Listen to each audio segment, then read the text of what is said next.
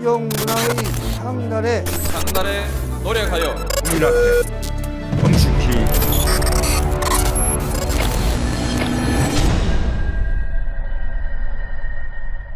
네, 반갑습니다. 정치비와 그땐 왜 24번째 시작하도록 하겠습니다. 장인수 기자가 운영하는 저널리스트 그리고 최강TV, 박시영TV가 함께하는 방송 그땐 왜 24번째 시작하도록 하겠습니다. 천사로 살기가 그래서 예. 이제 흑마사로 오늘 맞췄습니다. 오늘 때깔이 다 딱 맞잖아요. 균형이 약간 때강도 같은데 약간 좌우 느낌이. 균형이 칙칙하네요. 칙칙하다 진짜. 내가 흰머리라서 흰 옷을 입고 가운데 앉아야지 이게 되겠구나. 형님 좀 어울리는데 흰머리라 흰머리에 검은 옷. 오, 이게 약간 신부님 그런 분위기야. 뭔가 좀 성스러워 보이잖아. 네. 야, 기도하고 시작할까? 이런 유형의 신부님은 안 계시는데. 아니요, 신부님들 사나운사는 얼마나 많은데 지랄 발광을 누가 얘기했는데? 대전에 우리 신부님. 예. 자, 우리 장인수 기자님 책 잘 나갑니까? 지난주에 광고했었는데. 지난주에 광고하고 출판사 대표님이 표정이 밝더라고요. 다행이다. 책 잘 나가고 있다고. 다행이다. 아니, 아주 좋은 좋습니다. 책이니까 예. 저희가 무슨 불량식품 파는 것도 요 이따 홍보해 드릴 것 같은데 작심하고 다시 기자. 이게 너무 좋아. 술술술 넘어갑니다. 이거 제가 볼 때 한 2시간 반? 3시간? 한 3시간이면 다 읽을 것 같아요. 3시간이면 다 읽을 수 있는 분량이. 3시간 읽으시고 한 번 더 읽어야 돼. 내용이 되게 주옥 같은 내용들이 많아서 장인수 기자가 작심하고 기고 있으니까 좀 날게 해주십시오. 특히 이제 한동훈이 설치고 있는데 요 책 한 권 읽으면 한동훈은 보낼 수 있습니다. 우리 출판사 사장이 한동훈 책을 그래서 기다렸어요. 한동훈 책의 대항마 요 책으로 이렇게 껴서 괜찮네. 하면은 그게 이제 프로모션이 되지 않을까 그렇지. 이런 마케팅 전략을 짜고 그 있더라고요. 포인트로 그러면 마케팅을 해야지. 사람들이 그렇지. 몰라 연관성을. 그러면 웹잡으로 아예 같이 띄워. 장인수 얼굴하고 한동훈 얼굴도 압도하잖아. 얼굴도 좋네 압도하고. 한동훈이 책이 지금 이번 주말인가 나온대 그러잖아요. 26일 날 뭐 나온다고 하니까. 차가 아주 가관이더만. 계엄 때 지가 온데 다 손쓰고 연락해가지고 나라를 구했어. 오. 차가. 나라를 구한 한동훈. 뭐 미국 검사는 또 뺐다면서요. 자기 빼고 프로필에서. 그러니까 시작이 계엄이야 계엄. 이렇게 나라를 구해서 지가 막 미국하고도 연락하고 막 다 했대. 다 했대. 근데 한동훈도 조심해야 하는데 저 한동훈 잘못하면 테러 당해. 지금 분위기가 심상치 않더라고. 구구 그렇죠. 세력들이. 네. 그럼 오히려 이재명 대표가 더 미워할 걸. 더 미워하죠. 네. 어. 중국 감초. 당연하지. 그렇습니다. 자, 오늘은 보도 지침. 지난주에 또 최강욱 의원께서 국보위 굉장히 어려운 숙제였는데 잘 몰랐는데 사람들이 야 국보위 들으면서 쏙쏙 들어왔다고. 조회수는 얼마 안 되는데 예. 평가는 아주 좋으시더만. 보신 분들이- 학생들한테 가르쳐야 된다. 막 이러시던데. 저희 코너가 약간 그런 느낌이에요. 이제는 정치에 대해서 별로 관심 없던 청년 세대나 이런 사람들이 쭉 시리즈로 들을 게 없나? 한 6-7개 뭐 이렇게 쭉. 우리 흔히 말하는 넷플릭스 뭐 이런 거 보면 시리즈 쭉 보잖아. 일요일날 한 10시간 더 갖고. 예. 그런 것처럼 정치비와 그때네를 보기 시작했다. 뭐 그 얘기를 많이 하더라고요. 예. 아니 넷플릭스 내가 아니야? 우리 멤버십 회원한테 직접 들은 얘기예요. 넷플릭스 드라마를 봐야지 미쳤다고 앉아가지고 지금 거의 시커먼 아저씨들 하는 아니, 얘기를 근데 또뭐 듣겠어. 철이지 않아. 취향은 다양하니까. 취향은 예. 다양하지. 요거 보시면 교양은 늘어납니다. 확실히. 그렇지. 예. 어디 가서 이 말빨이 생기거든. 그렇죠. 언어 이름을 막 중증 내상센터라고 바꾸잖아요. 잡혀가. 중증 내상센터 괜찮잖아. 예. 자, 오늘은 우리 장인수 기자님께서 보도 지침 관련해서 할 얘기가 있다. 준비해 오셨어요. 보도 지침 관련해서는 오늘 제가 쭉 이런저런 얘기 뭐 잡다하게 많이 해드릴 텐데 네. 일단 하나만 기억하고 갔으면 좋겠어요. 뭡니까? 보도 지침을 폭로한 기자가 있습니다. 예. 네. 한국일보 당시 6년차, 7년차 기자였던 김주원 기자가 그 엄혹한 시절에 보도 지침을 다 이따 설명드리겠지만 그 자료를 다 자기가 한국일보 안에 그 철이 있던 보도 지침 철 그거를 일일이 다 밤에 몰래 복사를 해서 자정 넘어서 복사를 해서 그거를 제야 시민단체에 있던 대학 다닐 때 같이 학생 운동하던 친구한테 줘요. 예. 그래서 이게 폭로가 됩니다. 나는 그때 말지에 이게 딱 나왔을 때 말지에 그거 나왔죠. 내가 정말 그 쇼킹한 그걸 잊을 수가 없어. 저는 뭐 전혀 실물로 기억이 그걸 없어요. 봤으니까 네, 진짜 쇼킹했어요. 네, 그다음에 길지도 있었고. 그러니까 말 다음에 길이 저는 이제 사회평론. 이게 딴 얘기 하는데 기자 입장에서는 그때나 지금이나 똑같다. 왜냐하면 네. 그때 당시에도 이미 사람들은 보도 지침 지침 비슷한 게 있을 거라는 걸 다 예상은 했어. 예. 왜냐면 신문을 보면 다 똑같으니까. 그렇죠. 방송도 다 똑같고. 맞아요. 땡전 뉴스 하고 신문 다 똑같고 그러니까 저것들이 분명히 위에서 시키는 대로 보도하겠지라고 다들 생각을 했었는데 어떤 식으로 지시가 내려왔는지 그 보도 지침 문서를 다 구해서 1년치, 2년치를 다 확보를 해서 쫙 그걸 보여주는 거죠. 시각적으로. 네. 그때 6년차나 7년차 되셨을 때라고 그랬잖아요. 김주환 기자께서. 근데 언론사에서 어느 정도 돼야지 사람 구실을 해요? 한 5년차 지나면 돌아가는 것도 알고 다 그렇게 돼요? 그렇죠. 그러니까 5년 정도 되면? 모든 조직이 마찬가지인데 회사에 돈을 벌어다 주는 연차는 5년 차에서 10년 차. 아. 네, 기자들도 딱 마찬가지입니다. 이제 한 5년 차 되면 이제 기사를 어떻게 쓸 줄 알고 네, 기자로서의 욕심도 있고 그렇지. 그래서 5년 차부터 10년 차 때까지가 가장 열심히 합니다. 왜냐하면 10년 차 넘어가면 이제부터 인사로 보상받는 시즌이 되거든요. 아. 특파원, 아, 뭐 그때부터. 연수, 아. 그건 10년 차가 넘어가서 한 15년 차 이렇게 되니까 아. 5년 차부터 한 10년 차 혹은 11, 2년 차 요때까지가 딱 그 성과를 이게 내는 시기예요. 네. 여론조사 업계도 똑같아요. 5년 차부터 그래요? 한 10년 차가 가장 어떻게 보면 구하기 어려운 사람들이야. 왜냐하면 가장 선호해 그 그쵸. 집단을 말한 대로 돈을 벌어오기도 네. 하고 전문성도 있고 영업 능력도 있고 에이스들이야. 그 일 회사에. 욕심들도 본인들도 있고 왜냐면 이제 일을 배워서 아 일을 이렇게 하는 거구나 내가 그렇지, 이렇게 그렇지. 하면 이제 성과를 낼 수 있겠구나라는 이제 재미도 붙는 그렇죠. 시기고 이제 보통 그런 여론조사 회사에서는 뭐 과장, 실장이라든가 국장, 본부장 뭐 이렇게 올라가는 한 10년 차까지 근데 딱 그 시기지. 그래봐야 평기자고 20년 차, 30년 차 기자까지 있으니까 6년 차, 7년 차라고 그러면 굉장히 젊은 기자인데 그때 그렇죠. 겁도 없이 그렇죠. 전 언론사의 모든 기자들이 침묵하고 있을 때 김주원이라는 그 당시로 보면 어떻게 보면 듣보잡 기자일 수 있죠. 네. 그 기자가 이거를 다 밤에 가서 그것도 2차례, 한 차례가 아닙니다. 양심 선언문까지 쓰고 예, 그거는 이제 차차 설명을 드리겠습니다. 예. 김기훈 기자님이 단체 어디 들어가지 않았어요? 민원연인가 어디 무슨 어떤 네. 뭘 맞춰서 97년에 민원연 민원연에 계시- 그 민주언론 뭐 개혁 개혁 운동인가 운동 뭐 운동가 뭐 하면서 그거 만들면서 그때 이제 그 단체에 나는 사실 들어가면서 그때 김주원 기자라는 분의 그 모습이 되게 궁금했었어요. 그러다가 어느 순간 김주원 기자라는 분의 딱 그 사진을 발견하고 아, 이 양반은 할 수 있었겠다. 딱 보면은 약간 최강욱 의원과긴 원만하게 해요. 못 살게 생긴 스타일이야. 그래서 단골기지 딱 느껴지는 딱 깡다우가 느껴지는 보스가 있으신 분이에요. 근데 이제 형님과야. 왜 김주원 기자를 말씀을 드리냐면 기자 사회에서는 약간 그러니까 뭐라고 표현을 해야 될지 모르겠는데 까방권이 무한대로 갖고 있는 아. 그 전두환의 보도 지침을 폭로했기 그럼요. 때문에 그 어떤 기자든 뭐 보수든 진보든 그 앞에 가면 그렇죠. 한 수 접어야 되고 없던 존경심도 생겨날 수밖에 없는 그런 분이어서 오늘 이제 그거 하나만 여러분들이 제가 미리 말씀드리는데 좀 기억하시면 예. 어디 가서 아까 말씀드린 대로 유식한 척하면서 입 털 수 있다라는 거. 김주원. 네. 김주원. 보도 지침이 네. 없던 게 갑자기 생긴 건 아니고 예. 당연히 군사 정권인 박정희 때도 있었습니다. 그렇겠죠. 박정희 때도 네. 그때도 당연히 보도 지침이 있었고 다만 그때는 중앙정보부에서 보도 지침을 계속 이렇게 내렸죠. 예, 그리고 중앙정보부 요원들이 언론사에 뭐 수시로 드나들고 원래 이제 예. 독재 때 당연히 하는데 이거 쿠데타까지 한 놈들이라서 그때 검열하고 하던 걸 쭉 이어서 하는 거잖아요. 그렇죠. 그렇죠. 그때 그래서 7, 80년대에는 대학생들이 뿌리는 유인물 있잖아요. 그거 시민들이 그래서 유심히 본 거야. 엄청 왜냐면 그거 보고 싶어 했지. 진실을 밝히는 신문이었기 때문에. 예, 그렇죠. 공중파에서 안 나와. 언론이 왜곡돼 있어. 그때 또 저 신문들도. 신민당 당보, 민주전선 네. 이것도 엄청나게 또 많이 보고. 예. 이게 이제 그래서 이때 벌어지는 게 이제 그 유명한 동아투이 사건이 벌어지는데 네. 이게 이제 72년 유신헌법이 통과되면서 네. 언론에 대한 탄압이 보다 노골적이고 겉으로 드러나서 이제 중앙정부에서 이렇게 보도해라고 대놓고 지침 내리고 그렇죠. 네. 기관원들 보내고 시키는 대로 안 해? 잡아다 두드려 패고 뭐 이런 게 이제 상시적으로 일어나던 상황에서 동아일보가 서울대 농대생들이 시위한 그 기사 내용을 보도합니다. 어떻게 보면 별거 아니잖아요. 예, 예. 예, 대학생들 이 당시에 맨날 집회 시위할 때인데 위에서 보도하지 마 그런 건 이제 동아일보가 보도를 한 거죠. 그러니까 중정이 당시 동아일보 송건호 편집부장을 연행을 합니다. 야, 이분이 네. 나중에 한겨레 신문 창간할 그렇죠. 때 유명한 분이죠. 사장님이, 송건호. 사장님이죠. 송건호 언론상도 있죠. 그렇죠. 예, 예. 그러니까 다음날 동아일보 기자 180명이 자유언론 실천 선언을 발표합니다. 이제 이게 네. 동아투이의 시작이죠.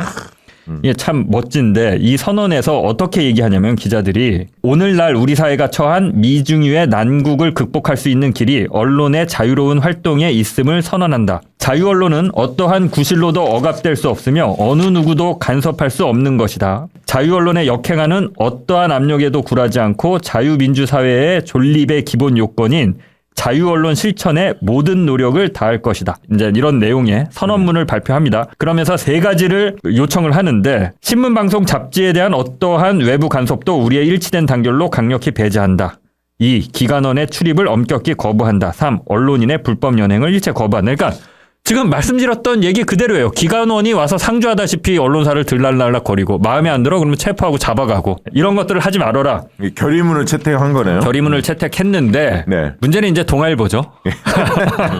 근데 이게 당시에 이 동아투이가 왜 센세이션을 했냐면 당시 동아일보의 위상은 지금하고 완전히 달랐잖아요. 1등 신문이었죠. 조선일보 완전 1등이고 지금 1등 신문이었죠. 아니, 지금 그 당시에 1등 신문이었죠. 지금 불변의 조선일보예요. 1등 신문. 완전 1등 신문이고 그러니까 시민들이 가장 신뢰하는 언론이었고 네.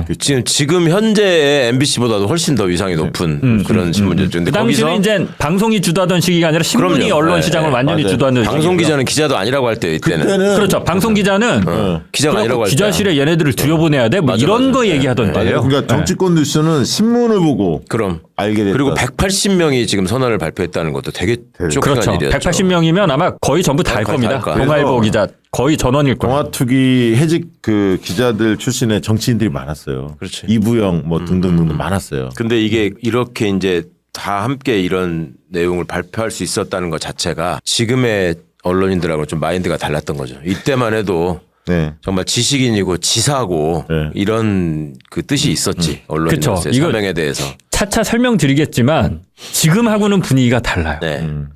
그러니까 미리 말씀드리면 지금 기자들은 자발적 복종? 그렇죠. 복종이 행복한 정치권으로부터의 간섭이 필요한 원하는 그게 이상하지 않은 옛날에 기자들은 그러면 최소한 이게 부당하다 이러면 안 된다 보수든 진보든 우리가 결정해야지 왜 니네가 결정해서 내려보내 이런 게 있었다면 지금은 그냥 월급만 많이 주면 좋아하는 거 아니에요? 지금은 좀 정치권에서 부탁하면 들어주는 게 왜 문제야? 약간 기자들이 이런 생각을 하는 게 아닌가 싶은데 일단 계속 말씀을 좀 드려보겠습니다. 무더기로 해고합니다. 그래서 동아일보 기자들이 이때 그래서 무더기 동아일보 해직 기자들이 이제 나오는 거죠. 네. 이 기자들이 나중에 1988년 이제 한겨레를 창간할 때 그때 이제 그 창간 멤버로 많이 옮겨가죠. 네. 그리고 이제 그 정권이 또 이제 동아일보를 탄압하면서 그때 이제 무더기 광고가 빠지면서 네. 백지라고 해야 되나? 그냥 광고가 그냥 다 빈 상태로 막 신문이 발행되는 예. 이런 파행들이 발생을 합니다. 백지 광고의 시작은 언제인 줄 아세요? 시작? 전 잘 모르겠습니다. 경향신문. 음. 이승만 때 이게 경향신문이 막 왔다 갔다 하는데 원래 경향신문 시작이 그 천주교에서 시작한 거거든요. 네, 그러니까 네. 이승만 때의 가장 확실한 그러니까 그때는 야당지라 그랬지. 그게 민주 언론이 경향신문이었어요. 경향신문을 탄압하니까 그때 백지 광고를 저항을 했는데 이 동아투이 때 이게 훨씬 더 파장이 컸지. 네, 1등 그렇죠. 신문이 백지로 나가니까 광고가. 그렇죠. 예. 예. 아무튼 그래서 박정희 때 이런 일이 있었고 이제 그 12.12가 일어나기 직전에 이제 12.6 네. 그 박정희 시해 사건이 있었는데 예. 이러면서 중정이 전두환 때는 이제 좀 찌그러집니다. 예, 그래서 그 중정이 했던 보도 지침을 문화공보부 산하로 옮겨가요. 예, 중정에서 직접 하던 거를. 네. 전두환이 집권을 하던 1980년대부터 공을 들입니다. 언론 장악, 언론 탄압에. 네. K 공작 계획이라는 걸 세워요. 예, 그래서 대공 공작 업무를 하던 이상재라는 유명한 준이야 사람 준이. 네. 예, 근데 이 사람이 전문가였대요. 저는 잘 모르는데 굉장히 전문가였대요. 이상재 유명하더라고요. 이 사람이 보안사에서 언론 조정반을 그러니까 언론을 어떻게 조정할 건지. 장악하고 조정할 건지 요 기획을 합니다. 이상재라는 사람을 중심으로. 그래서 이때부터 이제 뭐 언론 상대로 검열과 공작을 하고 늘 그렇지만 회유책도 있어요. 편집인들, 발행인들, 사주들 이렇게 계속 간담회 하는 거죠. 모여서 술도 사주고 밥도 먹고 친분도 쌓고. 전두환 보안사령관이 막 주최도 했다면서요. 그런 거. 아 예, 그런 거 하고 예. 그때 이제 전두환 쿠데타 세력이 중점을 두고 관리했던 게 언론하고 검찰이었죠. 얘들이 자꾸 뭐 시비 걸붙으면 안 되니까. 예. 그때 이상재 씨가 중요한 역할을 하고 이 사람이 또 국회의원 돼요 바로. 그랬나요? 몰라요? 충청도에서 저 이상재가 몰랐습니다. 국회의원 해가지고 잘 나갔어. 참 100을 다 기억하는 제가 지금으로 치면은 저 윤한홍 정도는 되는 사람이야. 오. 그러니까 이 기자들 옛날 기자들 사이에서 이제 이상재가 당시 이렇게 했던 게 유명하더라고요. 예, 저는 이번에 이제 공부하면서 알았는데 이상재가 그 당시에 이제 공작 계획서를 작성하는데 이게 보면 지금 또 블랙리스트랑 비슷해요. 그 이명박 박근혜 때 만들어졌던 블랙리스트. 네네. 그래서 주요 언론인들, 언론사 간부들 성향을 이렇게 쭉 나눠놔요.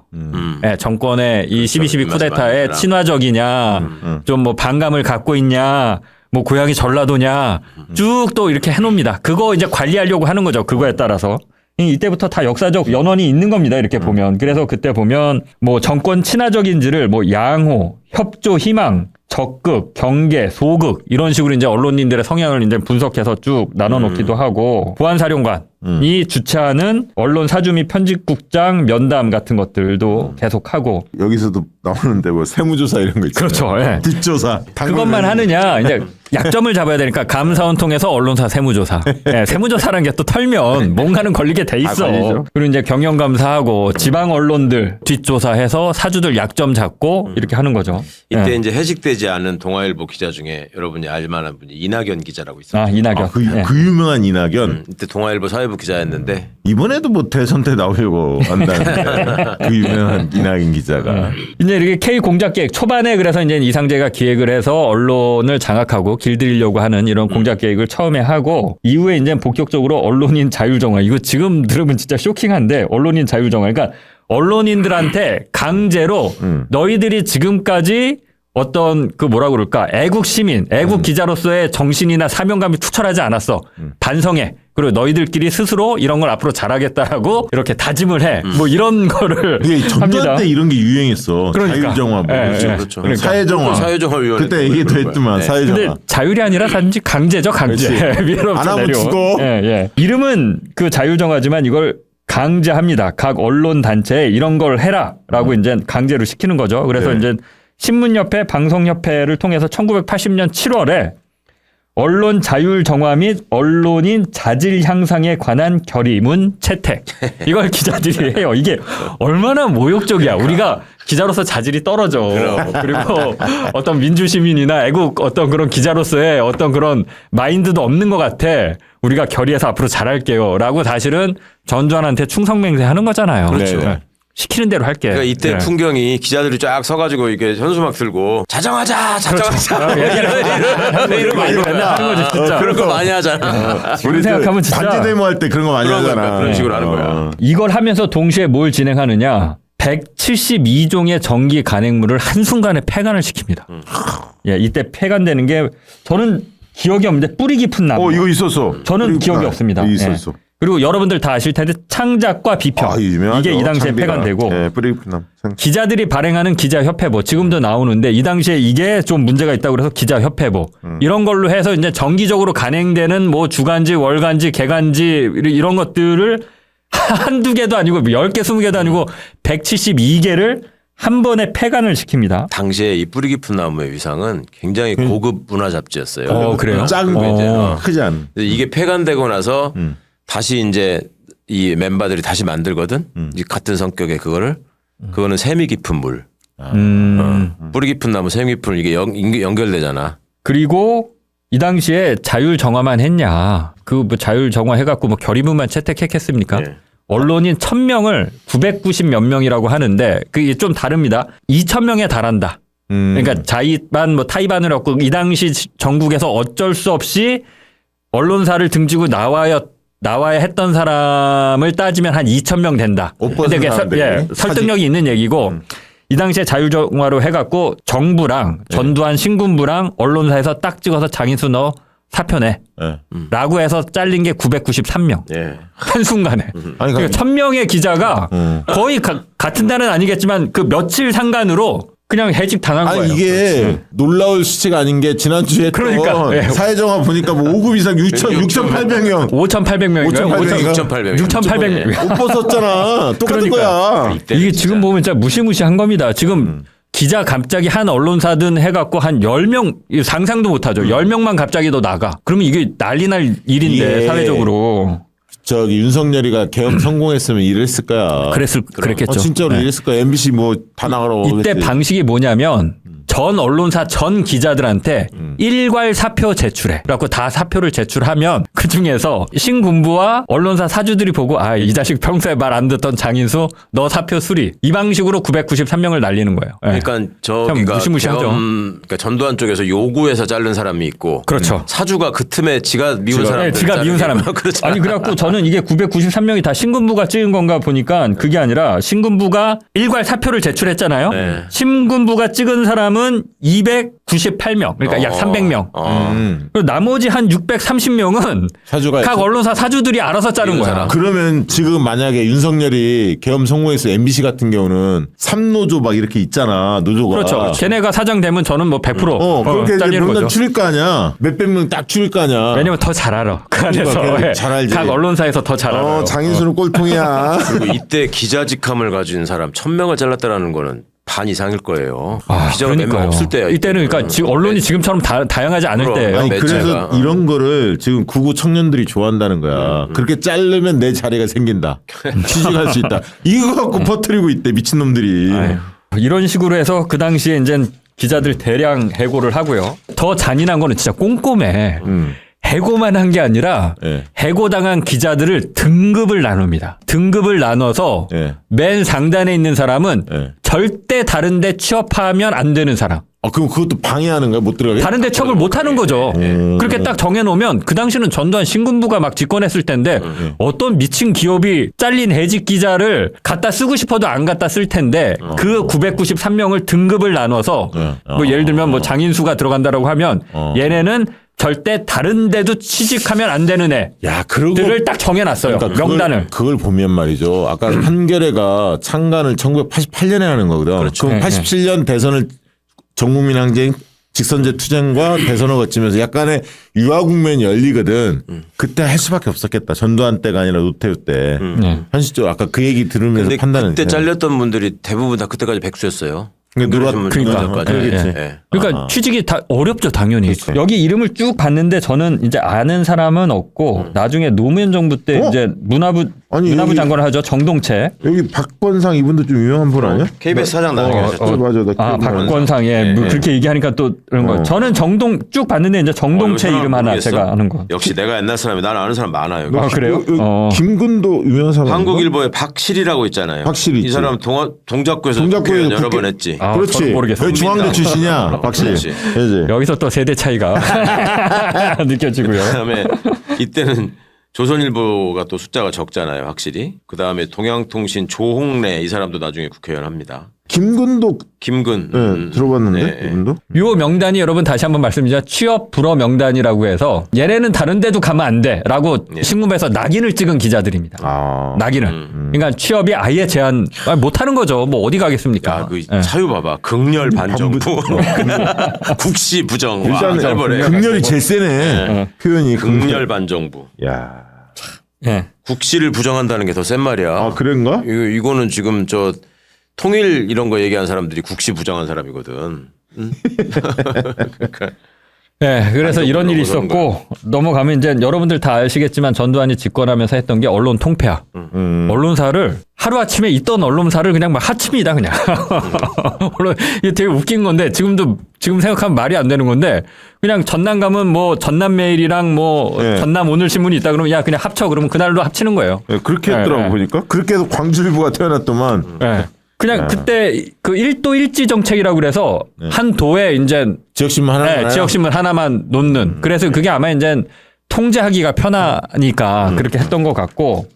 그리고 깡패야, 언론사 숫자가 깡패. 대폭 이런 식으로 해서 줄어듭니다. 그 다음에 이제 뭐 지난 시간에도 최강욱 전 의원님이 잠깐 말씀하셨는데 그 당시에 조중동이 이제 그 방송사를 갖고 있었거든요. 라디오나 이런 것들을. 네. 이런 거 다 뺏어서 KBS에 줍니다. 그렇죠. 네, KBS에 줘요. 그래갖고 저는 이번에 저도 공부하면서 알았는데 여의도 가면 KBS 별관 크게 있잖아요. 그게 그 당시에 TBC였지. TBC였는지 그게 이제 동아방송이었는지 아무튼 거기 동아방송. D였는지 아무튼 그게 합치면서 아닌데. 네. 그 재산이 KBS로 간 거예요. 그렇죠.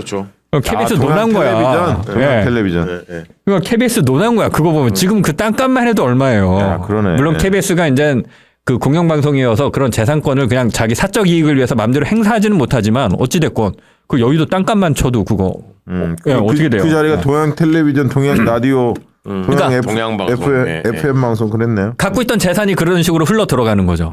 예, 예. MBC와 관련해서도 조치가 이루어지는데 일단 MBC가 저도 몰랐는데 지역 MBC들이 다 있지 않습니까? 예. 지역 MBC는 그 이제 민간 지분 참여들이 꽤 있었는데 이거를 일괄적으로 그 서울 MBC가 다 50% 이상 지분을 강제로 그냥 딱 그렇게 하도록 해요. 아. 지분 조정을 시켜버려요, 그냥. 그러니까 민간의 입김을 네. 없애버린 거지. 사주 맘대로 사실상- 지역 MBC가 보도 못하게. 그러니까 이제 사실상 공영방송이 아니라 국유화. 그렇죠. 쪽으로 사실상 이제, 서울 MBC 사장만 장악하면 전국의 MBC를 다 장악할 수 있는 구조를 만들어 놓은 거예요. 네. 그리고 신기하게 이게 지금까지도 유지되고 있습니다. 아 이러니까 광주 때 불타고 막 그랬잖아. 네. 지역 MBC의 소유 구조가 한두 개 깨진 데가 있을 수 있는데 서울 MBC가 다 50% 이상 갖고 있어요. 그래서 지역 MBC 사장을 서울 MBC에서 임명할 수 있는 그 권한이 이것 때문에 그런 겁니다. 법대로 따지면 방문진에서 방문진에서 하는 거죠. 다 하게 돼 있는 이유가 그렇고 이때 제 기억에 그러니까 그 KBS 별관은 그 이병철이 갖고 있던 TBC를 뺏어가지고 그렇죠. 한 TBC 사옥이었던 게 맞고 언론 통폐합 직후에 MBC의 대주주가 그때는 방문진이 없었어요. MBC의 네, 대주주가 맞아요. KBS였어. 네, 맞아요. 한국방송광고공사로 대주주가 갑니다. 아니, 그러니까는 KBS. 그냥 아주 장악하기 정말 쉬운 웃겼지. 통로가 예. 그냥 투명하게 쭉 만들어 놓은 거예요. 고속도로 뚫듯. 한 라인으로. 근데 딱 지금- 여기만 장악하면 그냥 전체 방송을 다 장악한 거지. 그러니까 지금은 예. 여론조사 해봤더니 시사인이 여론조사 했는데 정치뉴스의 1등은 텔레비전이 맞아요. 30 몇 % 나오던데. 아 여전히. 근데 예. 2등 유튜브야. 음. 포털보다도 더 세 유튜브가. 아, 그래서 엎었어. 네. 엎었어. 뉴스를 주로 정치 뉴스를 주로 접촉하는 경로를 조사를 해봤는데 그래서 지금 그래서 이번에 뭐 가짜 뉴스 양상공장에서 뉴스공장도 포함이 되지만 좌파 유튜버들 전부 다 잡아드리겠다고 한 이유가 방송만 이렇게 해서 되는 게 아니다. 유튜버들을 잡아드리겠다 이렇게 판단하는 것 같아 지금은. 네. 아니, 그 윤석열이가 제일 신뢰하는 언론이 또 유튜브니까. 세 군데를 주로 보더만 이봉규 TV, 공병호. 공병호. 공병호. 그다음에 뭐 그라운드 씨, 뭐 이게 세 군데를 주로 본다고 해요. 그때 그래서 잠깐 보시면 네. 그 신화일보가 경향신문으로 흡수되는데 이게 재밌는 게 신화일보 사주가 장기봉 사장이라는 사람인데 저 이거 드라마에서 본 것 같은데 전두환하고 대구공고 동문이래요. 그래서 신문부에 끌려가갖고 그때 보안사나 뭐 이렇게 됐을 텐데 야 나 전두환이랑 동문인데 전두환이랑 친구인데 나한테 이럴 수 있는 거야? 근데 그런 게 어디 있어 이 자식아 그냥 통합시켜 버리는 거지. 예. 그때 전두환 장군님이라고 해야 하는데 전두환이랑 그런 얘기가 한거 있어요. 아니야? 혹시 뭐, 이 자식 그런 얘기가 싸가지가 없어서. 그랬을 수 있습니다. 예. 서울경제신문이 한국일보로 흡수가 됐다가 2000년에 한국일보랑 다시 이제 이 서울경제신문이 분리가 되고 일간 내외경제가 코리아 헤럴드 이거 참 웃긴데 이게 왜 영자지로 가는지는 모르겠는데 경제신문이 그랬다가 나중에 이제 헤럴드 경제 뭐 이런 식으로 가고요. 그래서 예. 헤럴드가 이제 이렇게 태어났구나. 부산에서는 이제 부산일보 국제신문을 합쳐서 부산일보로 하는데 이게 국제신문도 나중에 다시 또 이제 독립해서 네, 나오죠. 네. 이게 이제 이따 합치는데 이런 식으로 이렇게 나중에 다 독립해서 많이 나옵니다. 예. 그리고 웃긴 게 이때 언론인 세뇌 교육한다고 그래갖고 1900여 명의 언론인을 새마을 연수원에 입수시켜서 또 교육을 합니다. 참 이때 이런 거 많았어요 보면. 진짜 참. 웃기지 않아? 새마을연수원. 예. 나도 고등학교 때 새마을연수원 가서 교육받고 왔다. 그래요? 때? 응. 뭐, 정경환이가 원장이야. 예. 새마을연수원 원장이. 그럼 뭐 공부 잘하는 사람 뽑아서 한 거야? 그 각 학교에서 오. 한 명씩을 추천하라 그래가지고 고등학교 전국의 모든 고등학교에서 한 명씩 가는 거야. 그래가지고 거기서 내가 만난 놈들이 꽤 있어. 나중에 서울대에서 나중에 만났어? 서울대에서 만난 거지. 그러니까 히틀러가 그 왜 유겐트 양성하잖아요. 네. 청소년들 데려다가 그 짓을 하려고 한 거야. 근데 그때 새마을 연수원에 갔는데 등촌동에 있거든요. 예. 전경환이가 예. 이게 딱 벗고 상태로 진해 형이랑 비슷하게 생겼단 말이야. 그렇지 완전 비슷하지. 정경환이. 예. 거의 비슷한 놈이 딱 나타나니까 전두환인 줄 알고 헷갈렸구나.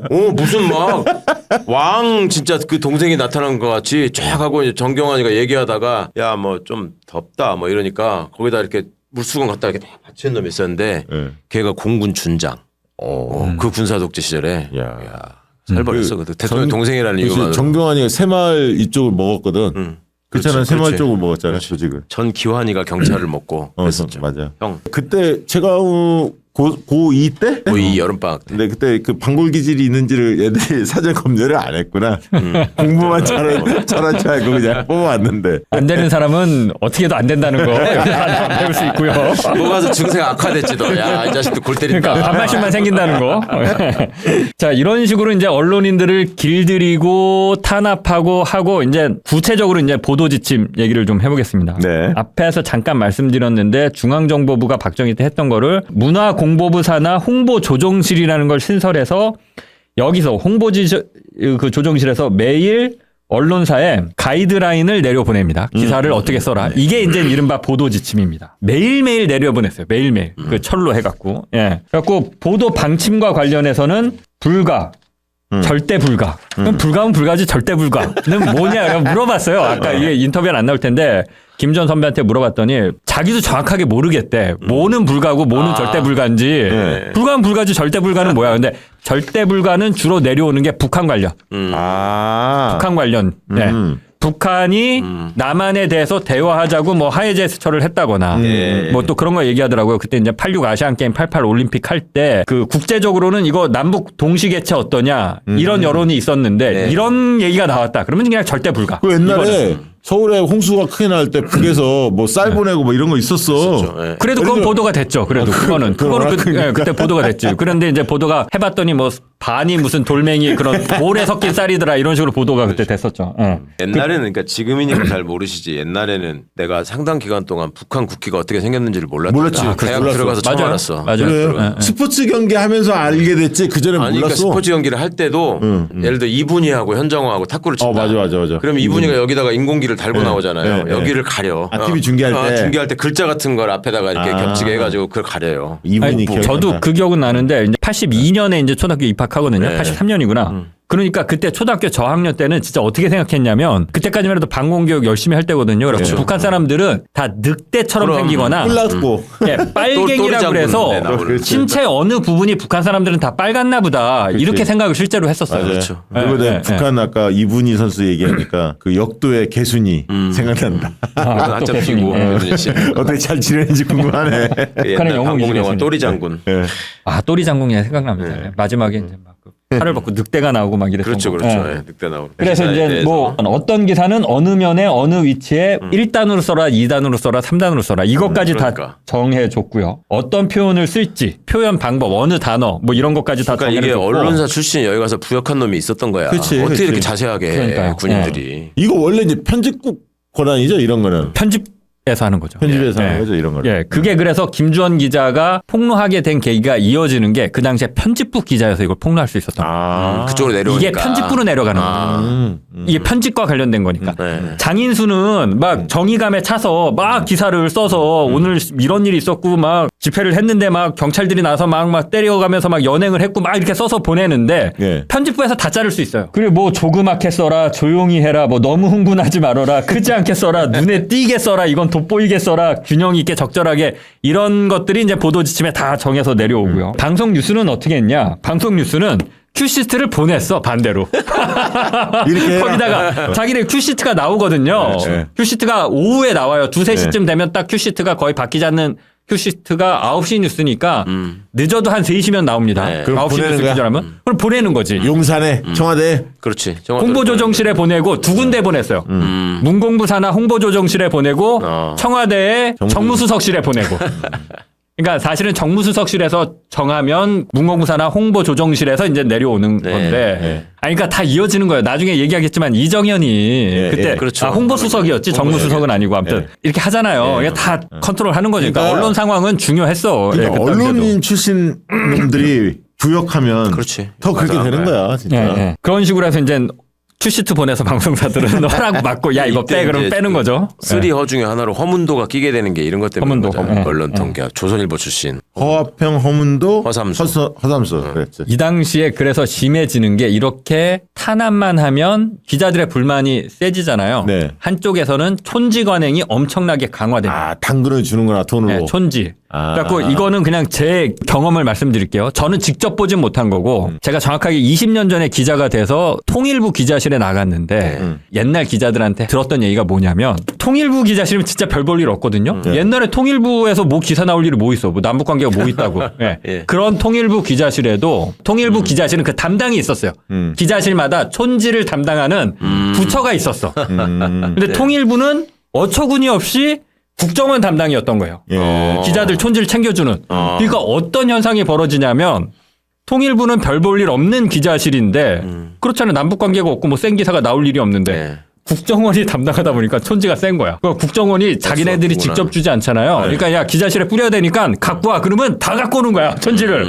그러니까 어디서 갖고 오는지는 모르고. 기업들도 그래서 가지고 뭐 그러겠지. 그러니까 그러면 진짜 이렇게 봉투에다 담아 갖고 온대요. 이런 데다. 돈을. 네. 기자실 이제 그 기자의 이제 총무라고 하거나 이제 간사라고 하는데 거기 주는 거지. 그럼 그거 뿌리는 게 일이었대. 너무 많으니까.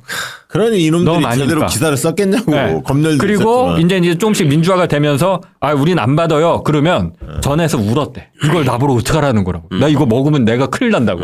제발 좀 받아가라고. 그 정도 이게 이제 내려오는 아니었죠. 문- 이제 네. 서울시 출입하는 게 그때 또 되게 이제 좋은 출입처였다 그래요. 그거 왜 그랬냐 그랬더니 서울시 관련해서 무슨 기사를 쓰려고 하거나 뭐 이런 게 있잖아요. 그러면 건설국장, 도로국장 이런 사람이 부른대. 그래가지고 서울시내 지도를 딱 피고 여기 가서 땅 사라. 정보를 주는구나. 네. 그래가지고 그 당시에는 서울시 그런 게 출입 있었죠. 기자들이 부자 된 사람들이 많아. 서울시가 좋았던 게 왜냐면 서울시가 조직이 크잖아요. 네. 그러니까 예전의 문화로는 내가 서울시를 장인수가 서울시를 출입하는데 지금은 그렇지는 않은데 결혼을 한다. 그러면 정확하게 과장까지 촌지를 보냅니다. 과장까지. 과장까지는 무조건. 과장까지는 무조건이에요. 네. 뭐 과장 밑에 뭐 큰 부서에 팀장 있으면 팀장들도 아마 다 했을 거야. 그 당시 문화는. 그게 있어서 서울시 출입할 때 결혼을 하면 조금만 거기에 더 보태면 서울에 아파트를 한 채 살 수 있다. 뭐 이런 얘기가 있었어요. 그러니까 기자가 결혼하면 서울시 왜냐면은 공무원들이 다 일단 네, 하고. 나는 얼굴도 못 본 그냥 과장까지 그냥 다 촌지를 하는 거야. 그게 언제 팀장들까지. 장인수 기자 때도 그랬다고요? 아니요. 그 전에 제가 선배들 이제 얘기가. 기자가 됐을 때 20년 전이니까 그런 얘기들을 선배들로부터 들었죠. 들었다. 그 저 위로 또 10년, 20년 위에 선배들이 있었으니까. 그러니까 80년대, 90년대까지만 해도 그렇죠. 그렇게 했었다는 네, 거잖아요. 90년대까지 정확하게 이게 이제 전두환이 만들어 놓은 문화가 삼김 시대까지 이어지는 겁니다. 한 번에는 못 없애니까. 네. 한 번에 김영삼까지는 했을 거야. 했지 무조건 했지. 아니 DJ 때까지도 촌지 문화가 꽤 남아 있었고요. 이게 싸그리 없어지는 게 이제 노무현 때. 예. 노무현 때 정확하게. 그 얘기도 많이 있었어. 내가 청와대 노무현 정권 때 있을 때 뭘 얘기가 있었냐면 DJ 정권 때만 해도 그 앞에 세탁소 있잖아. 세탁소가 청와대 앞에 있는데 옷을 안 찾아간대. 새로 사버리고. 뭐 이렇게 주는 게 많아갖고 그게 있었나 봐, 진짜. 자, 이 대목에서 광고 하나 하고 이제 또 들어가 봐야 하는데 이렇게 뛰어난 장인수 기자가 쓴 책입니다. 이 책을 설명해야 돼. 아유. 자, 장인수 기자님이 쓴 책 홍보를 좀 해드리도록 하겠습니다. 장인수 기자의 책 작심하고 다시 기자 소개해드리도록 하겠습니다. 이 책에 실린 장인수 기자의 특정 보도들은 모두 일관된 공통점이 있습니다. 검찰과 언론이라는 거대한 권력이 어떻게 작동되는지 또 그들이 어떻게 국민을 기만하는지 구체적으로 드러난다는 사실입니다. 그중 대표적인 사건이 바로 검언 유착과 고발 사주입니다. 최근에 한동훈이 몸을 풀고 있죠? 이 사건의 중심에 바로 한동훈이 있습니다. 슬슬 정계복귀 준비하고 있는 모양인데요. 사실 한동훈을 둘러싼 수많은 문제와 논란이 있지만 검언 유착 사건 하나만 놓고 보아도 한동훈은 정치인으로서 자격이 없습니다. 한동훈은 국민이 먼저라고 하지만 정말 그럴까요? 채널 A가 먼저고 이동재가 먼저 아니었나요? 검언 유착과 고발 사주 사건을 자세히 들여다보면 개탄스럽기 짝이 없습니다. 검찰과 언론 그리고 국민의힘이 가진 총체적인 문제가 이 사건에 고스란히 녹아 들어 있습니다. 이들이 대한민국을 어떻게 박살내고 있는지 궁금하다면 작심하고 다시 기자 이 책을 꼭 읽어보시기를 강력히 추천드립니다. 이 책에서 검언유착과 고발사주 사건의 시작부터 진실을 추적하는 과정 그리고 사건 이후의 이야기까지 그리고 이 사건이 대한민국 사회에 남긴 의미까지 모두 두루두루 다루고 있습니다. 꼭 한번 구입해서 장인수 기자 열심히 뗄 수 있도록. 그리고 한동훈에게 빼앗기면 안 돼. 베스트셀러 1위를. 장인수 기자, 이 작심하고 다시 기자. 많은 분들이 좋아합니다. 3시간 딱 투자하시면 책을 아주 맛깔나게 읽을 수가 있습니다. 슬슬 넘어갑니다. 그리고 재밌습니다. 한동훈을 물리칠 수 있습니다. 네, 그렇습니다. 한동훈의 책을 이 책으로. 네. 그 저희 출판사 사장님이 한 대목만 좀 읽어달라고 그래서 예, 읽어주세요. 잠깐만 뭐 낭독을 할게요. 예. 이게 이제 최강욱 의원님이랑 저랑 같이 엮여 있는 게 이제 고발사주잖아요. 그러니까 제가 검언유착 보도를 한 게 예. 최강욱 의원님이랑 공모를 해서 결탁을 원래 해서 최강욱하고 엮이면 이거 희한하기 어려워. 엮이긴 못 엮여. 저 그거 보도할 때까지 최강욱이라는 사람과 통화한 적도 없고 만난 적도 없고. 그래, 내가 MBC 기자를 그렇게 많이 하는데 장인수는 몰랐어 내가. 아, 그러니까. 왜 몰랐어요. 그리고 나중에 검찰이 핸드폰을 탈탈 털거든. 근데 이제 또 그 대목을 좀 읽어 드릴게요. 다수의 언론이 이런 식으로 MBC의 검언유착 보도를 권언유착 의혹이 있다고 근거 없이 공격했다. 그들에게 최소한의 근거나 사실관계는 중요하지 않았다. 줄기차게 권언유착 의혹을 제기했지만 번번이 오보로 드러났다. 그래도 권언유착 프레임에 대한 집착을 버리지 못했다. 진보든 보수든 기자들이 해석은 하고 싶은 대로 하더라도 근거가 되는 기본적인 팩트 확인은 하고 있다고 생각했었다. 기본적인 팩트 확인과 기사 작성에 대해 나름 혹독한 훈련을 받은 사람들이기 때문이다. 하지만 검언유착 보도 이후 내 생각이 완전히 틀렸다는 걸 알게 됐다. 근거 같지도 않은 걸 근거라고 끊임없이 권언유착을 외쳤다. 이상했다. 이게 뭐지? 왜 이렇게 집요하지? 팩트가 없는데 왜 무리하지? 의문은 1년 5개월 뒤 풀렸다. 좋습니다. 야, 작심하고 다시 아 기자. 이것도 읽어야 돼. 이 내가 등장하는 대목 읽어. 아, 있습니다. 236페이지. 아, 고기를 읽을까 하다가 안 읽었는데. 고발장에 적시된 대로 나와 그러니까 이 장인수 기자예요. 네. 나와 최강욱 혹은 황희석이나 유시민의 통화 내역이 나오면 검찰 입장에선 금상첨화였을 것이다. 하지만 그건 그들의 공상에 불과했다. 황희석 변호사는 검언유착 보도 한 달 뒤, 최강욱 전 의원은 보도 서너 달 후에 각각 처음 만났다. 나는 완전 쩔이었는데 진짜. 유시민 작가는 보도 4년 만인 2024년 4월 1일에 처음 만났다. 고발사주 진범을 찾아달라는 기자회견을 하는 자리였다. 하지만 한동훈과 보수 언론은 여전히 검언유착 보도를 권언유착의 결과라고 주장하고 있다. 자, 여기 하여튼 제가 뭐 직접 주연으로 등장하지는 못하지만 온데 물씬 섞여 있습니다. 채널A도 그렇고 진짜 또 그렇고. 자, 토크 아이고. 좀 이어가시죠.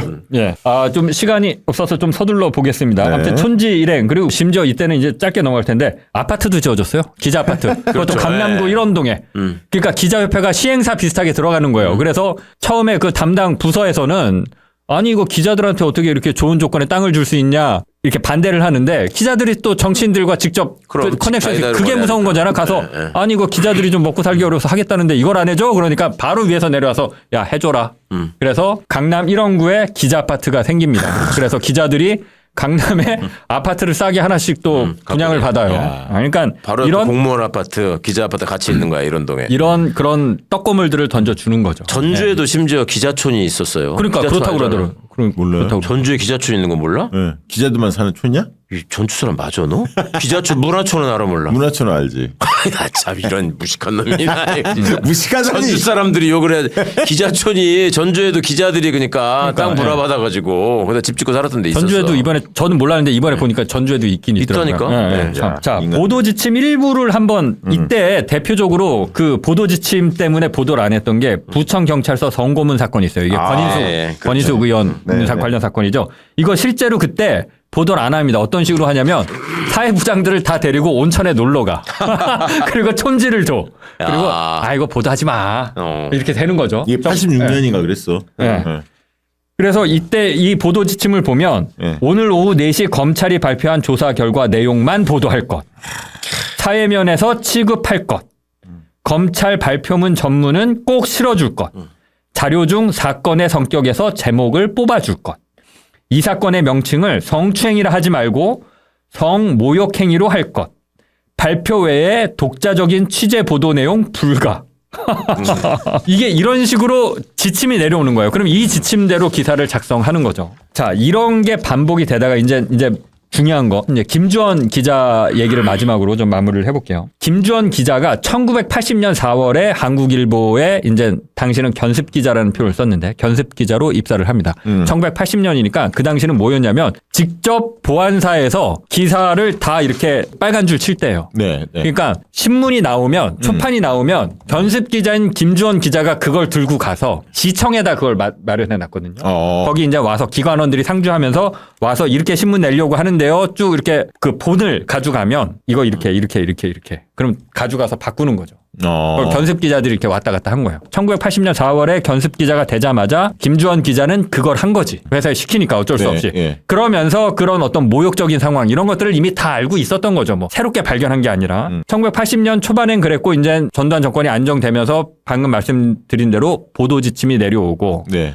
김주원 기자가 문화부도 갔다가 뭐 과학부도 갔다가 이제 편집부에 갔는데 편집부에서 보통 일과가 어떻게 되냐면 신문이 12시면 마감을 해요. 그 다음날 조간인가요? 석간인가요? 그 다음날 조간. 조간을. 그러니까 그 다음날 조간을 12시에 찍는 게 마지막이에요. 낮 네. 12시? 밤. 네. 밤, 그러니까 11시까지는 새로운 기사가 있으면 장인수가 밤 11시까지 취재를 하다가 11시에 기사를 바꾸거나 새로 써서 집어넣을 수 있어요. 근데 12시에 마지막이야. 그게 왜 마지막이냐면 12시에 마지막으로 각 신문이 윤정기를 돌려요. 예. 그리고는 더 이상 안 돌려. 그리고 막 새벽 4시부터 막 배송하잖아. 그렇죠. 그리고 이제 일찍 찍는 거 초판은 사실 6시나 8시부터도 찍는데 그때 찍는 거를 제주도, 뭐 전남 이런 데 뭐 부산 이런 데 보내고 12시에 찍는 거는 이제 서울, 수도권이나 서울 이렇게 싹 보내요. 그러니까 편집 기자는 12시까지 계속 일을 하는 거지. 예, 새로 기사가 들어오거나 뭐 업데이트가 되거나 기사가 뭐 더 뭐 바꿀 수도 있고 오타가 나면 그걸 또 수정할 수도 있고 그러니까 12시에 마감을 하면 기자들이 최근까지도 코로나 전까지 했는데 기자들 특이한 게 일과를 마감하면 퇴근을 하는 게 아니라 기자들은 술 마시러 갔어요. 그러니까 저 기자일 때도 그랬어요. 그렇죠. 일과를 마무리하면 술 마시러 가. 오늘 끝났다 일. 무조건. 김주원 기자가 12시에 그럼 일이 끝날 거 아니에요. 12시에 윤정기가 돌아가요. 그러니까 윤정기 돌아가기 전까지는 그거를 계속 수정을 하는 거야. 편집부에서. 그러고 윤정기가 돌아가는데 김주원 기자가 무슨 생각을 했던 건지 이걸 계속 담아두고 있다가 술을 안 마시러 가고 혼자 한국일보 편집국을 갑니다. 편집국에 가면 일반 부서 이게 보도 지침이 어떻게 전달이 되냐면 각 부서의 데스크까지 전달이 됐다고 해요. 일선 기자들은 모르고 출입처 나가 있는 일선 기자들은 모르고 데스크들까지는 이제 기사를 수정하고 고치는 업무를 하는 부장 데스크까지는 야 보도 지침 이렇게 내려왔다. 이 기사는 이렇게 써야 돼. 얘기를 해주는 거죠. 그리고 편집부는 틀리면 안 되잖아. 그러니까 아예 한국일보는 철을 해놨대요. 보도 지침이 그날 내려오면 그걸 아예 매일매일 철을 해놨어. 확실하게 지키기 위해서. 확실하게 이걸 보고 틀리면 안 되는 거야. 그렇지. 아까 얘기했잖아요. 제목은 이렇게 뽑아라라고 했는데 그걸 까먹고 있다가 이렇게 하면은 다음날 누가 끌려가는 거예요. 그렇죠. 그 당시 상황은. 바로 두들겨 맞는 거야. 네, 끌려가서 두들겨 맞는 거야 진짜. 그러니까 틀리면 안 되니까 편집부에는 이걸 철을 해놨어요. 매일매일. 매일매일. 그걸 바로바로 안 없애고 몇 달치를 이렇게 철을 해놨다라고 해요. 증거 자료가 확실히 있구나. 네. 그러니까 이거는 틀리지 말라고. 그리고 나중에 뭐 잘못되면 아마 그걸 보라고. 나중에 문제 됐을 때 우리가 잘못한 게 아니라 이 보도 지침대로 이렇게 한 건데요. 이런 식으로 하라고 안 없애고 해놓은 거를 김주원 기자가 12시에 술 먹으러 갔을 때 혼자 조용히 편집국에 들어가서 그걸 한 장 한 장 다 복사를 합니다. 그걸 들고 나올 수는 없고. 그때는 없어졌네? 이렇게 밀어야죠. 그때는 아마 그런 식으로 했었을 거예요. 등사전 80년대까지만 해도. 그래서 그걸 한 장 한 장 밤에 다 복사를 해요. 그래서 그거를 갖다 주는 겁니다. 제야 시민단체, 민통련, 그다음에 민언협, 민주 언론운동, 뭐 실천협의회 이런 데에다 갖다 주는 거예요. 그러니까 여기서 보고 야 이거 특종이다. 이거는 폭로해야 된다라고 해서 대대적으로 기자회견을 준비를 합니다. 기자회견을 준비하고 이거를 폭로하는 게 기자회견과 함께 말지를 통해서 아까 최강우 의원이 보셨다고 하는 그 말지를 통해서 폭로를 하는데 저 되게 두꺼웠어요. 보도지침, 권력과 언론의 음모. 그래서 이게 무슨 한두 장짜리 기사로 가는 게 아니라 이게 수십 페이지에 걸쳐서 보도 지침이 쫙 실려요. 특집호라고 써 있잖아. 종교 발행이 아니라 쫙 해요. 호해처럼 발행한 거예요. 그게. 그래서 기사도 저 기자들이 몰래 숨어서 쓰고 진짜 생생하다 저거. 기자회견도 어떻게 준비를 하냐면 김주원 기자가 그러면 이거를 도대체 누가 제보를 한 거야 이렇게 될 거 아니에요. 그러니까 제보를 이게 아마 영화 1987에 나올 텐데 홍제동 성당의 주임 신부님이 고해 성사를 받다가 받은 걸로. 그러니까 신부님은 고해 성사를 누구로부터 받았다는 걸 절대 그렇죠. 종교적 윤리상 할 수 없잖아요. 그러니까 그렇게 한 걸로 다 일종의 작전, 전략을 짜요. 김주원을 보호하자라고 해서. 근데 다 드러나지. 그때 군사정권이 때 뭐 하다보면 도청도 하고 다 하던 때인데 바로 드러나죠. 그래서 이게 폭로가 되는데 요 당시 제가 이제 김주원 기자를 인터뷰한 게 있거든요. 요거 잠깐 인터뷰 영상 보고 가겠습니다. 전화를 오면은 그걸 다 적어요. 몇 장을 복사를 해서 정치부장, 경제부장, 사회부, 편집부 데스크들한테 각 나눠주죠. 그래서 그걸 토대로 참고를 해서 신문 제작을 해라. 한국일보 같은 경우에는 그 내용을 복사를 하면은 한 부씩 만들어가지고 보도심 사본처를 만들어놨어요. 그 내용을 제대로 볼 수 있는 사람들은 편집부 기자들. 저도 그 당시에는 편집부 기자였거든요. 그 당시에 편집부에서 하면서 보도심이 매일 내용을 봤죠. 이게 뭐냐. 당시에 이제 가장 크더라는 게 신문이나 보도 내용이 다 똑같다. 그래서 나왔던 것이 이름하여 제도 언론이라는 그 표방이었거든요. 기사를 쓰면 절대로 보도가 안 돼요. 그래 도대체 기자 생활을 왜 하는지, 기자를 왜 하는지 그런 의심이 들 때가 한두 번이 아니었죠. 이것 때문에 우리가 전두환 정권을 제대로 이해하지 못한다는 그런 울분 때문에 이런 것들은 우리 국민들한테 알려야 한다라는 뭐 그런. 네. 자, 저렇게 폭로를 하고 나서 사실 김주원 선배가 보도 지침을 폭로했다 이렇게만 사람들이 많이 알고 있는데 그 이후에도 계속 고초를 겪습니다. 저거 폭로하고 나서 네. 바로 출근하다가 체포가 돼서 남영동 대공분실로 끌려갑니다. 그 당시에 남영동 대공분실은 어떤 데냐면 끌려 들어간 사람들이 내가 살아서 나갈 수 있을까를 걱정해야 됐던 곳이에요. 박종철 열사 고문치사 당한 데가 거기에 거기고 남영동 대고문. 김근태 전 대표가 끌려가서 혹독하게 고문을 당해서 이제 몸이 많이 망가지셨죠. 그 영화로도 네. 나왔잖아요, 남영동. 네. 그게 남영동 대공분실입니다. 네. 거기 끌려가서 두드려 맞습니다. 네, 두드려 맞고 6개월간 구속이 돼 있어요. 근데 1심에서는 집행유예로 나오긴 합니다. 그리고 2심과 대법원은 나중에 1990년대로 넘어가서 이제 다 무죄가 나오는데, 자, 여기까지는 사람들이 많이 아는데 당시에 진짜 신문사 사절들도 치졸했던 게 바로 복직을 안 시켜요. 구속에서 나오고 나서. 무서운 거지 뭐. 무서운 거기도 하고 이런 기자 데리고 있어봐야 좋을 게 없지. 근데 이제 복직이 되긴 됩니다. 네. 1987년 60항쟁 있고 나서 어느 정도 민주화 분위기가 만들어지니까 예. 한국일보에서 복직을 시켜줘요. 구속되고 이제 좀 있다가 바로 복직은 못 되고 한 길지는 않았던 것 같은데 몇 달 있다 이제 복직이 되는데 김주원 기자가 대단한 게 복직이 되고 나서 야 이게 내가 생각해보니까 이런 문제가 되풀이 돼도 기자들이 침묵할 수밖에 없는 이유가 우리가 노조가 없어서 그렇다. 라고 그래서 한국 그 레거시 미디어 중에는 최초로 언론사 노조를 창립합니다. 한국일보에서? 한국일보에서. 노조를 만들자마자 한국일보 측에서 강제 휴직 시킵니다. 너는 기자 하지 마. 라고 해서 강제 휴직을 시켜요. 그래서 또 강제 휴직에 들어갑니다. 고난의 연속인 거예요. 그래갖고 강제 휴직을 한동안 하다가 한국일보에서 다시 복직을 시켜주는데 그때 아까 보면 한국일보가 어디죠? 그 한국경제신문이랑 합쳤다라고 했잖아요. 네. 한국경제신문 쪽으로 보내요. 김주원 기자를. 한국일보 기자를. 정치기사 못 쓰게. 네, 그쪽으로 그래서 또 복직을 합니다. 이런 순환의 과정이 있어요. 그리고 대단하신 분이에요. 예, 여러분들 혹시 온산병이라고 아세요? 최강욱 의원님은 왠지 알 것 같은데 온산병. 그 무슨 공해 뭐 이런 거 맞아요. 아니에요? 예, 네. 울산 온산 위쪽에 공단. 온산? 예, 온산이라는 그 공업지대가 있었는데 네. 울산 북쪽에 그 일본으로 따지면 이따이따병이나 뭐 그렇죠. 미나마타병의 한국 버전이라고 생각하시면 돼요.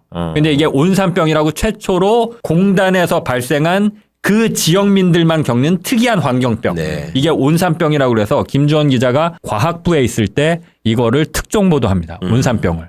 그래서 본인의 최대 특종이나 했던 걸 뭐냐고 물어보니까 이 온산병을 말씀을 하시더라고요. 그러니까 이런 기자 생활을 했던 분이에요. 그래서 여러분들 말씀드렸지만 이제 김주원 기자는 기억하자. 보도 지침. 그럼요. 예. 그리고 좋습니다. 상제 이 보도 지침의 폭로가 6월 항쟁의 가장 큰 도화선 중에 하나예요. 예, 역사적으로 이걸 보면 알고 도화선이 되죠. 그럼요. 예, 박종철 고문치사 사건으로 이어지면서 전국적으로 이제 국민들이 분노하게 되는. 예. 이 대목에서 사적으로 좀 분노하는 대목이 이게 당시에 군사독재 정권 입장에서 얼마나 치명적이고 위험한 사건입니까? 그러니까 소위 정치적 사건으로 만들어가지고 학살을 내야 되잖아. 근데 그때 김주원 기자가 선고받은 형이 징역 8개월에 집행유예 1년이에요. 징역 8개월에 집행유예 1년. 이게 내가 얼마나 흉악범인지를 알 수 있어. 내가 징역 8개월에 집행유예 2년이잖아. 여기보다 2배 높아.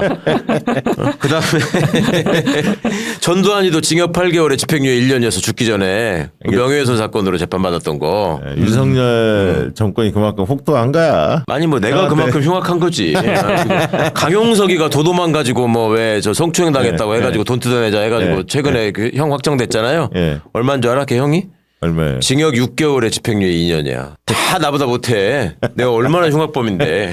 자, 광고 하나 하고 윤창중 뭐 이런 것도 좀 들어가 봐야 하니까. 예. 자, 오늘 광고 두 번째 광고는 오가픽 소개를 좀. 오가픽, 예. 야, 이거 너무 야, 맛있어. 이거- 너무 맛있어.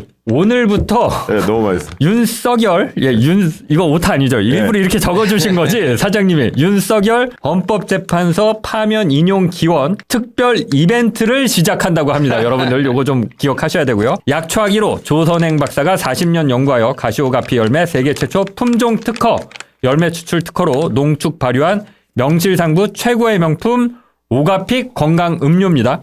제가 이거 요새 이거 좀 먹고 있거든요. 예. 오가피 콤부차의 주원료로 사용하는 가시오가피 명나라 본초 강목. 하나 더 먹어야지. 본초 강목 볼 때마다 이거 한 묶음의 가시오가피를 얻은 것은 한 수레의 황금을 얻는 것보다 낫다. 이렇게 봉초 강목에서 얘기하고 있다고 하고 동의보감에서는 신선의 약이다. 소개했고 러시아 올림픽 대표팀이 경기력 향상, 집중력 향상을 위해서 요거를 먹었다고 하고요. 또 러시아의 우주 비행사 특수부대 네. 애들이 이 오가피를 복용을 했다라고 이렇게 뉴사이언스 학술지에 발표가 되기로 했습니다. 이 가시오가피 효능으로는 면역력 강화, 자양강장, 만성 피로 회복, 향산화 작용, 심혈관 건강, 간 건강, 신경 안전, 스트레스 완화, 식물성 프로바이오틱스, 뭐 소화 기능, 네. 배변 활동, 네. 장 건강 탁월한 효과가 있고 이거 숙취해소 해도 좋아요. 아, 그래요? 진짜로. 예, 예. 갈증 해소, 숙취 해소 다 좋습니다. 동의보감에서 남성은 발기부전, 여성은 음부 소양증을 개선한다고 하였습니다. 이게 제가 과학적인 건 아닌데 사실은 이게 이제 여기 와서 일주일에 한 번씩 먹었잖아요. 예. 대표님이 저희 사무실로 이거 두 박스를 보내줬어요. 네. 이명수 기자랑 같이 먹으라고. 아. 그래서 제가 이거를 시킨 대로 매일 하루에 2번씩 먹어요, 실제로. 네. 좋아요, 이거. 진짜 좋아요. 저 약간 좀 오늘 생기 있어 보이지 않나요? 이거 하는 게 진행하는 게 약간 에너지 있어 보이지 않습니까, 여러분? 그러네. 아니 진짜 제가 잘은 모르겠는데 최근에 다른 변수는 없는데 삶에 활력이 살짝 생겼어요. 오. 실제로. 근데 이것 때문인지 제가 뭔지는 모르겠는데 변수는 이거 말고는 없어요. 일주일 전부터 이거 제가 매일 하루에 2포씩 아, 진짜 먹거든요. 오가피가 좋아요. 근데 네, 맛있어. 일단 맛있어. 그러니까. 제가 뭐 그러니까. 방송하는 사람으로서 이제 과학적 근거는 없습니다. 근데 이제 제가 다른 변수는 없고 매일 한 하루에 2차례씩 먹는데 그래서 그런지 제가 요새 요거 약간 활력이 돕니다. 다행이다. 예, 활력이 돌아요. 일입니다. 예. 그렇고 자 이제 요거 절대 그 첨가제, 방부제 그런 이런 거 없죠. 없이 그런 거 없죠. 완전히 천연 원료로만 했다는 거. 그래서 이제 냉동 보관, 차갑게 해서 차갑게 드시면 드시고. 맛있습니다. 예, 공복에. 저 진짜 예. 목마를 때 하나씩 먹거든요. 예, 목마를 때 먹으면 목마를 때 좋아. 먹으면은 이게 약간 갈증 해소나 청량감의 또 느낌도 줍니다. 그래서 예. 좋고요. 갈증 해소로 먹기에는 가격은 살짝 한다는 거. 몸에 좋은 거예요, 몸에. 하지만 예 이거 드시면 예 굉장히 숙취해소에 좋다고 후기를 남기셨네. 맞아요. 숙취해서 좋다니까. 채소는 실제로. 제가 술을 안 마셔서 정확하게 모르겠어요. 제가 어제 먹었잖아. 어제 먹었잖아. 좋아 이거. 예, 요거 음용 방법으로는 아침 공복 따뜻한 물 한 잔 드신 다음에 섭취 하나 하시고 오후에 또 회식 전후로 해서 1포 섭취 하루에 2차례 하시면 되고요. 박시영 TV에서 구매하시면 기존 34% 할인에 48팩 플러스 16팩, 24팩 플러스 3팩 추가 증정해 드리고 있고요. 예, 이번 기회에 가시오가피의 놀라운 효능 경험해 보시기 바랍니다. 그러니까 이게 지금 한 팩에 한 1,500원 걸 정도 아, 합니다. 그렇게 비싼 건 아니네요. 비싼 건 아닙니다. 팩이 1,500원이면 뭐 그냥 편의점에서 음료 하나 딱 그렇죠. 그 가격입니다. 커피 그거. 하나 사 먹는 돈도 안 되네. 네, 예. 냉장 냉동 보관하시면 됩니다. 오가피 콤부차 많은 분들 꼭 한번 찾아주시기 바랍니다. 또 민주당 당원이에요. 이재명 네, 대표 그러니까. 예. 열심히 돕는 서민주 혁신회의 또 소속이고. 윤석열 아니 이거 이명수 기자 먹으라고 딱 보내주시는 거 보고 아 이 사장님은 이게 어쩔 수 없는 어쩔 수 없는 그쪽 성향이시구나 딱 바로 예, 느낌이 왔습니다. 이제 우리가 전두환 뭐 이때까지 좀 살펴봤는데 그 뒤에 뭐 오늘, 보도지침 관련해서 짧게 좀 정리해 짧게 주시면 한번 해보겠습니다. 네. 이게 이제 보도 지침이 네. 앞에서 말씀드렸지만 최근에 윤창중 관련 KBS 보도 지침 이제 물음표를 달게요. 이걸 보도 지침이라고 하기는 어렵고 네. 윤창중이라고 아시죠? 예. 박근혜 정부 때 그때 미국 가서. 대변인이었는데 미국 가서 난리 쳤잖아요. 바지 인턴 보고 흥분해서 바지 내리신 분. 아유 정말 쪽팔려. 야, 이걸 대통령이 미국에 정상회담 하러 갔는데 대변인이라는 사람이 윤창중도 윤석열 파면해야 된다 그래. 그 정도로 나쁜 놈이야 윤석열. 아 그래 윤창중도? 그럼 이게 반윤이야 반윤. 저는 윤창중이랑 씨랑 저기 술도 마셨었어요. 세계일보 출신이거든. 그리고 저 세계일보 있을 때 같이 술도 한번 먹고 그랬어요. 그 최재형도 그 얘기했더라고 감사원장. 네. 안 될. 내가 아무리 봐도 윤석열은 파면감이다. 이거 어쩔 수 없다. 근데 그 술 마실 때도 참 여자 얘기 많이 하셨는데 예, 결국 그 문제로 이거 윤창중 보도할 때 공지사항이라고 그래서 이렇게 지금 적어놓은 거죠. 청와대 브리핑 브리핑룸 브리핑 그림 사용 금지. 야 이게 말이 됩니까? 청와대 관련해서 끊으려고 네. 지금 그러는 거지. 예, 뒷 배경 화면에 태극기 등 그림 사용 금지. 이게 완전히 현대판 이게 보도 지침이지. 이게 그때 사고 친 다음에 예, 사고 친 다음에 그러니까 청와대 드러내지 마라. 윤창중은 청와대가 연상이 안 되게 그렇게 하라. 이때 보면 일반 그림을 써라. 그림 이게 그림이 이게 영상을 이 방송쟁이들 방송국은 그림이라고 표현하거든요. 영상을 그림.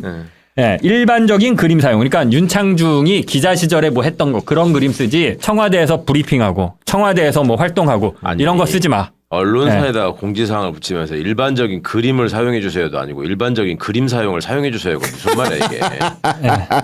이게 어디에 붙는 거냐면 편집실 방송 가면 편집실이 있거든요. 그러니까 편집실에 붙여놓은 거예요. 편집자들이 보고. 그러니까 똑같은 거지. 이 보도 지침은 이런 지침은 편집 쪽에 내려보내는 거야. 그러니까 편집실에 이렇게 붙여놓은 겁니다. 네. 근데 부끄러움이 없잖아요, 여러분. 제가 드리고 싶은 말씀은 이게 뭔지도 모르고 이런 거를 이렇게 떡하니 붙여놓는다는 게 진짜 기자들, 언론 종사자들 반성해야 됩니다. 예. 그다음에 이거 녹취록은 다 아니까 듣지는 않을게요. 이정현, 김시곤 녹취록 여러분들 다 네. 아실 겁니다. 이정현이 나 한 번만 봐주이소 막 하면서 이거 또 오늘 또 KBS 뉴스를 봤네 이거 막 하면서 KBS를 봐버렸네. 이러면서 이정현 당시 홍보수석이 김시곤 보도국장한테 전화해서 보도를 세월호 참사 관련해서 해경의 책임을 KBS가 좀 너무 세게 묻고 있다. 네. 예. 그리고 또 해군에서 그때 브리핑 한 게 좀 뭐 해경이랑 좀 대척해갖고 뭐 반목하는 그런 내용이 있었는데 이건 이제 그런 박근혜 내용 정부 빼라. 네. 예, 빼라. 근데 이제 이정현이 좀 공손하게는 부탁을 합니다. 예, 좀 세게 얘기하는 부분도 있지만 막 우는 소리 하면서 빼달라고 뭐 하죠. 이런 것들이니까 과거에 그 문화가 있는 거예요. 계속. 예, 언론을 이명박 통정해왔던. 박근혜 이제 살펴봤고. 예. 최근에 이슈가 되고 있는 김현정 뉴스쇼 같은 경우는 요건 영상을 짧게 볼게요. 네. 조정훈 의원이 신당을 하려고 하는 저희 쪽을 비난하면서 방송을 하는 경우가 잦았기 때문에 조정훈 의원의 출연 사실을 알고 저희 측 공보 담당자, 저희 가려진 사람이 공보 담당자거든요. 네. 공보 담당자가 김현정의 뉴스쇼에 출연한다는 거 알고 이런 게 우리의 반론 입장이다라는 것을 전달해 준 것이고 이거는 아주 빈번하게 있는 일입니다. 빈번하게 있어요? 제가 냉정하게 말씀드리면은 예를 들면은 비근한 예로 지지난주에 이제 전한길 씨나 황교안 대표가 방송에 많이 나가지 않았습니까? 그럼 그분들이 가면은 그때 실제로 전한길 씨는 이준석이 뭣도 모르고 그런다라고 이렇게 얘기하기도 했고요. 네. 그럼 제작진에서 먼저 물어보는 경우도 있고 저희가 먼저 보내는 경우도 있고 이런 부분은 전한길 씨가 항상 우리를 비난하는 부분이니까 이런 부분에 대해서는 우리는 이렇게 입장을 가지고 있다를 많이 보내줍니다. 그리고 저거는 이미 언론에 보도된 다음에 조사 결과를 이런 조사 결과를 봤을 때 조정훈 의원이 주장하는 바는 틀리다라는 걸 전달해 준 것이고 뭐가 문제가 된다는 것인지 모르겠습니다. 뭐가 문제가 되는지 지금까지 저희가 한참 얘기를 했죠. 네. 이준석도 정치인이고 권력을 잡을 수 있는 사람인데 정치인이나 권력자들이 혹은 예비 권력자들이 언론에 이런 식으로 보도해줘. 저런 식으로 보도해줘. 이 자체가 말이 안 되는 겁니다. 네. 우리가 입장을 발표한 게 뭐가 문제냐. 입장을 국민들한테 발표하는 건 문제가 없죠. 그렇죠. 국민들한테 보도자료를 통해서나 국민들에게 조정훈이나 아니면 국민의힘 측에서 계속 이런 식으로 하는데 우리의 입장은 이겁니다. 그리고 언론들도 보도할 때 이런 입장을 해주세요라고 언론사와 국민들을 향해서 함께 얘기하는 건 상관이 없는데 본인이 쏙 숨어서 어떤 루트를 통해서 언론 제작진한테 이렇게 보도해줘라고 전달하는 거잖아요. 이 행위 자체는 엄청나게 하면 안 되는 거고 이게 뭐가 문제라고 묻는 거는 저 사람은 정치를 할 자격이 없습니다. 아무런 문제의식이나 죄의식이 없잖아요. 그러니까요. 빈번하게 네. 있는 일이라고 그러잖아. 빈번하게 없습니다. 빈번하게 없고요. 뭐 전두환 무슨 보도 지침이에요? 그런 거 없고요. 예. 약간 윤석열하고 닮았어.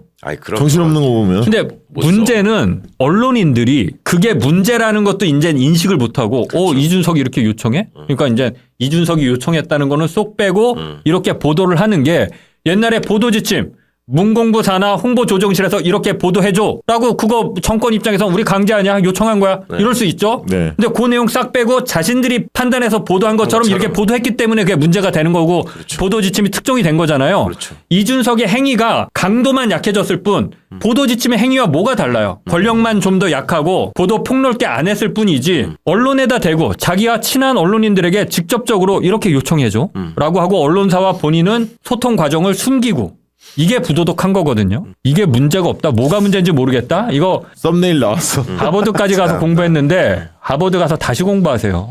예, 언론의 자유가 미국에서 어떤 개념으로 저기 받아들여지는지 그거를 모르지 않을 텐데 왜 저런지 모르겠어요. 그동안에 이준석하고 인터뷰하는 여러 방송들을 보면은 왜 물어봐야 될 민감한 질문을 피해가는 경우가 아주 다반사잖아요. 그렇지. 그럼 미리 사전에 다 조율한다는 거잖아. 예, 그리고 그것도. 이준석이 딱 피해가서 얘기하잖아. 그럼 꼬치꼬치 더 물어야 하잖아. 그럼 안 뎁스를 들어가요. 안 들어가. 예, 예. 말재주로 피해 나가. 그냥. 제가 뭐 여러 차례 말씀드렸는데 이거 기자들의 고질병인데요. 기자들의 고질병 중에 하나가 무색무취한 정치인을 조롱합니다. 이준석이 무색무취한 거는 아닐 수는 있는데 아무튼 계속 말씀드리지만 반기문, 안철수, 이준석 뭐 이런 사람들. 근데 그런 것도 이런 좋아하고 사람들. 예. 약간 흔히 말하는 야마 뭔가 이렇게 잘 말빨이 던져주는. 좀 있어서 따옴표 따기 좋은 그런 정치인들도 좋아하잖아요. 야마 따기 좋으니까 그런 측면에서 이준석이 그동안 재미를 좀 본 거지. 아니 최강욱 의원도 이거 따기는 얼마나 좋아요. 근데 이제 최강욱 의원은 그렇게 따기 좋게 얘기하는데 그걸 갖고 이제 비판을 하지. 최강욱 이렇게 엄청난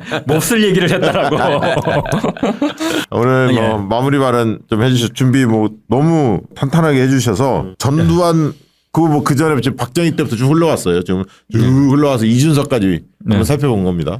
아, 그러니까 저는 진짜 언론인들이 좀 반성했으면 좋겠습니다. 정치인뿐만 아니라 하다못해 제가 배우기로는 예를 들면 저희 부모님이 저한테 부탁할 수도 있잖아요. 제가 실제로 그런 적이 있는데 제가 어떤 기업을 완전히 조지는 거여서 그게 왜 그때 그런 거냐면 이 기업을 조지고 나면 그 다음날 이 기업의 주식이 떨어질 수도 있을 것 같아요.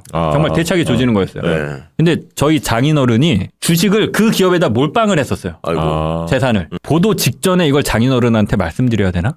이 고민을 하다가 에이 그런 게 어딨어. 그리고 그냥 보도를 했거든요. 그럼 몰라. 그리고 어떻게 됐는지는. 근데 이제 그런 식으로 주변에서 다양한 요청이 기자들한테 들어옵니다. 전 그런 얘기 들어봤어요. 그러니까 특종을 했는데 뭐 술자리에서 국정원 직원이 아유 장 기자 그런 거 있을 때 그냥 슬쩍 나한테 한마디 흘려주면 나 위에다가 보고하고 얼마나 면세우기 좋아. 그런 얘기 정보를 많이 믿는 하지. 것처럼. 어. 실제로 그런 얘기 많이 이런 하지. 다양한 유혹들이 있어요. 기자들 주변에서. 기자들도 정보를 다루기 때문에 엄격해야 됩니다. 이 기자들이나 언론인들이 이런 거에 되게 둔감해진 것 같아요. 오히려. 그런 요청을 받는 것 자체가 부당한 거고 화를 내야 되는데 아니 그냥 누이 좋고 매부 좋고 이게 왜 문제야. 지금 이러고 있으면 지금 어쩌자는 겁니까 지금. 사람 사는 게 다 그런 거 아니야? 뭐 이런 식으로 생각하지. 아 그러니까요. 예. 그러네요. 많은 거를 생각해 보게 만드는 오늘 코너가 아니었나. 언론인들이 이거 꼭 봐야 하는데 안 보지 이런 거. 오늘 절대. 프로그램을 기자들 보겠습니까? 최근에 그런 얘기 들었어요. 그 정치부에 가서 좀 네. 고참 기자가 네. 이게 젊은 기자들이 왜 국힘의 지금 이런 황당한 극우 찬양 행태에 대해서 왜 비판적인 관점에서 기사를 못 쓰느냐, 그리고 왜 그거를 양비론처럼 취급하느냐라는 문제의식을 가지고 애들하고 얘기를 해봤대. 국힘 예를 들어 나경원이 무슨 헛소리를 개소리를 하면 그걸 물어봐야 되잖아요. 네, 지금 네. 그걸 왜 안 물어보냐 그러니까 그거 일단 물어보면 꾸미에서 배제가 되고 불편하게 해가지고 우리 나중에 기사 저기 받아야 되는데 그거 못하게 한다라는 거고, 그 다음에 밥 먹는데 안 데려간다 불편하다고 그런 답을 하더라는 거야. 나 진짜 그런 밥은 우리가 사줄게. 깜짝 놀랐어. 그러니까 우리가 이번에 네. 이제 이 쿠데타 친일 쿠데타 사태를 아이고. 보면서 군인들 경찰들을 보면서 막 그 한심하게 생각하잖아요. 네. 근데 그 와중에도 군인들 특히 저 일공수여단장이나 일경비단장이나 이런 친구들은 양심사단. 일공수여단장 울기도 하고 일공수여단장 그런 얘기했잖아. 저희가 전두환 때문에 쿠데타 부대라고 오명을 안고 있는데 또 이번에 출동했다는 거에 대해서 너무 저기 하다고 막 하잖아요. 그런데 언론의 역사를 쿠데타 이후에 이런 역사를 반추해 보면 언론이 당한 게 정말 심각했거든요. 많은 사람들이 해직당하고 세계적으로 한국의 이 민주언론 운동의 역사가 되게 주목받았던 일이라고요. 근데 그 뒤로도 상대적으로 이 수구적인 정권들이 들어서게 되면 언론의 해직 사태가 계속 이어지고 있습니다. 근데 그거에 대해서 대응하고 반응하는 모습을 보면 아까 장 기자가 개탄하시는 것처럼 이 문제의 심각성을 인지하는 수준이나 태도가 현저하게 떨어지는 거예요. 가면 갈수록. 난 그게 너무 충격적이에요. 그러니까 이번에 KBS가 뭐 박민 이래로 그 막 장악당하고 이렇게 할 적에 KBS 구성원들이 보이는 모습을 보면 예전에 그 고대영이네 김인균네 이런 자들이 설칠 때하고 또 완전 달라졌거든. 찍소리가 안 나오잖아. 그러니까 이런저런 모습들을 보면 언론인들은 과연 언론 자유를 수호할 의지가 있는 것인가. 그러니까요. 네. 그러니까 이런 이 보도 지침의 역사 이런 것들이 사실은 장인수 기자가 지금 여기서 던지고 싶은 질문은 결론을 통해 잘 말씀하셨지만 지금도 이게 변형된 형태로 오히려 더 만연돼서 지금 이루어지고 있다. 이 문제에 대한 심각성을 경고하신 건데 정말 좀 깊이 생각하고 성찰하셨으면 좋겠습니다. 네. 자, 오늘 뭐 어려운 주제인데 깊이 한번 파헤쳐 봤습니다. 보도지침 역사. 박정희 때부터 이준석까지 다뤄봤던 것 같습니다. 오늘 방송은 이것으로 마치도록 하겠습니다. 고맙습니다. 고맙습니다. 감사합니다.